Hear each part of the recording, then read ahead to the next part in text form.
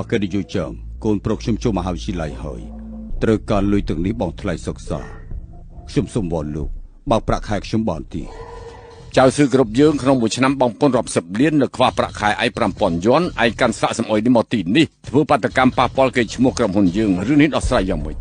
អគ្គនាយកចៅកំខឹងអីអូសម្លាញ់ម្នាក់នេះខ្វាក់ភ្នែកធ្វើបងខឹងខ្លាំងណាស់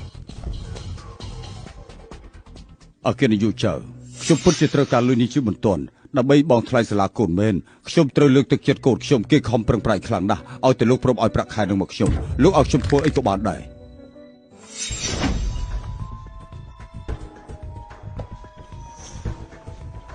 ឯត្រូវការលុយណែខ្ញុំឲ្យឯង10000អរគុណអគ្គនាយកចៅអរគុណអគ្គនាយកចៅលោកពិតជាមនុស្សល្អណាស់ឯងលោកចុះទៅយកលុយនោះទៅ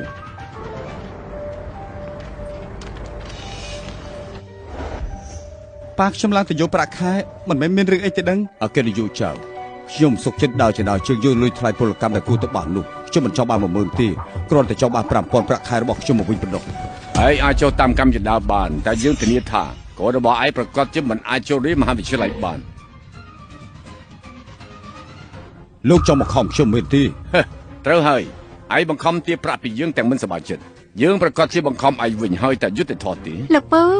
លត់ចុះពីចន្ទទី3គ្មានមនុស្សធម៌ពេកហើយ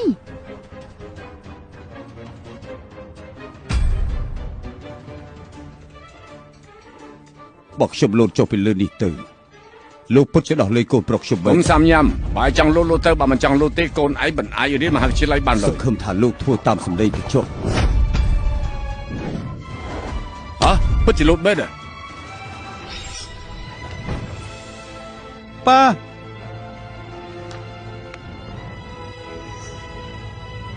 ជឿឈៀងថ្លៃសិក្សារបស់ឯងប៉ារកឲ្យឯងបានហើយឯងត្រូវតែរៀននៅមហាវិទ្យាល័យឲ្យបានល្អប៉ា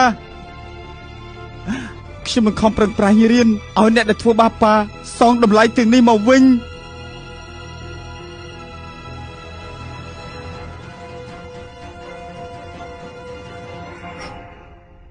8ឆ្នាំក្រោយមក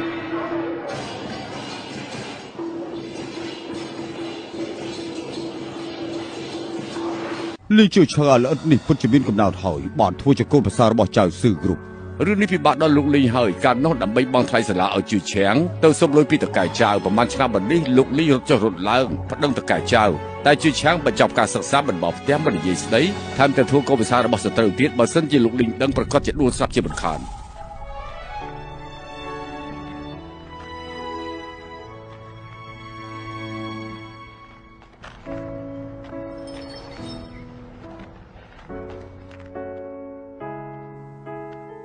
លោកចៅលោកលាវពួកលោកកបោដែរតោះពួកយើងទៅ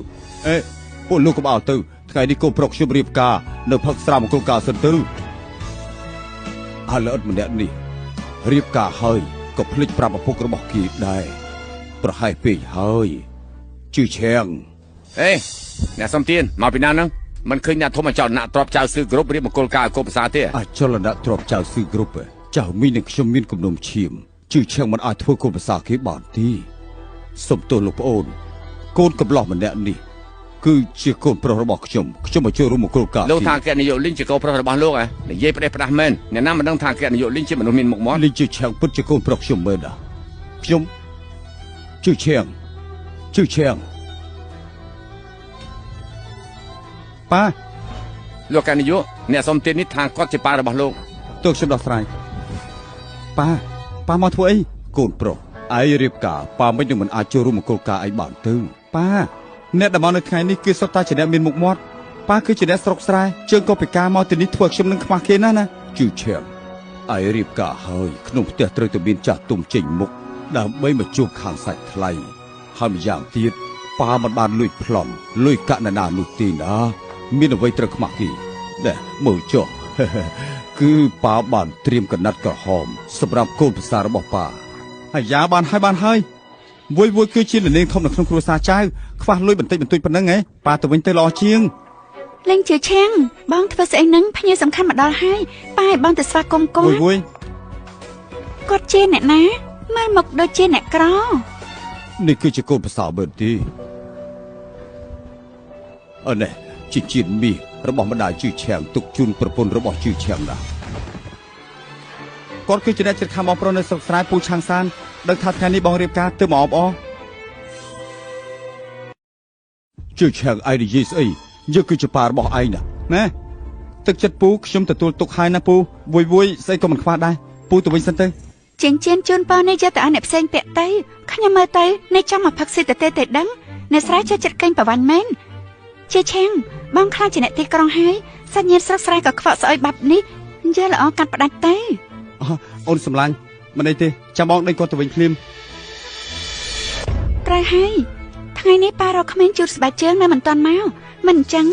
អាចតែចាស់ម្នាក់នេះទៅមកទ្វារកម្មវិធីជូតស្បែកជើងឲ្យភ្ញៀវ VIP ទៅ ជូតស្បែកជើងមិនសមទេដឹង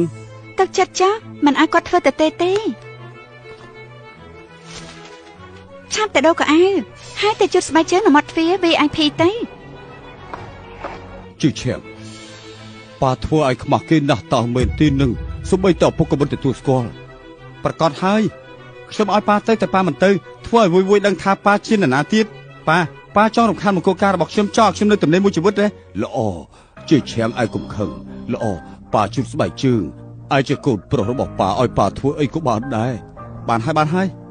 បើប៉ាពិតជាចង់ជួយខ្ញុំមែននោះប៉ាឆាប់ទៅដូរកៅអៅឲ្យជូតស្បែកជើងភ្ញៀវ VIP ទៅនៅមានទៀតកុំប្រាប់ថាជាប៉ារបស់ខ្ញុំឲ្យសោះចប់ពិធីត្រឡប់ទៅផ្ទះវិញទៅកំណើទៀតជឿឆាំងថ្ងៃមុនឯងប្រាប់ថាឯងខ្វះលុយទិញផ្ទះទៅប៉ាលុបផ្ទះនៅស្រុកស្រែបើអញ្ចឹងទៅធ្វើស្រែចិញ្ចឹមគោឲ្យគេទៅគង់តែឯងរកកន្លែងស្នាក់នៅបានទេឈប់រំខានជីវិតខ្ញុំនៅទីក្រុងទៀតទៅ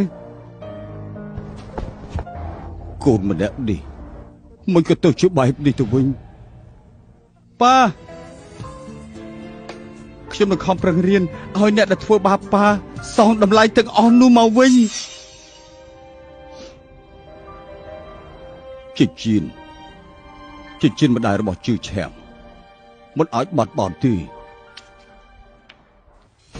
អគ្គនាយកខាងអ្នកនាងទៅមកផ្ទះវិញប្តីរបស់អ្នកនាងយប់នេះនឹងមកទទួលអ្នកនាងទៅចូលរួមពិធីមង្គលការមួយអភិបាលខេត្តហាឆាំងនិងអិសរជនទាំងអស់សុទ្ធតែចូលរួមហើយសៀនមានចិត្តឲ្យប្រាប់គាត់ទៅខ្ញុំចង់យកប៉ាចិញ្ចឹមខ្ញុំទៅចូលរួមជាមួយគ្នាឲ្យគាត់ដឹងថាកូនដែលគាត់ចិញ្ចឹមជាមនុស្សល្អបំផុតនៅក្នុងលោកចា៎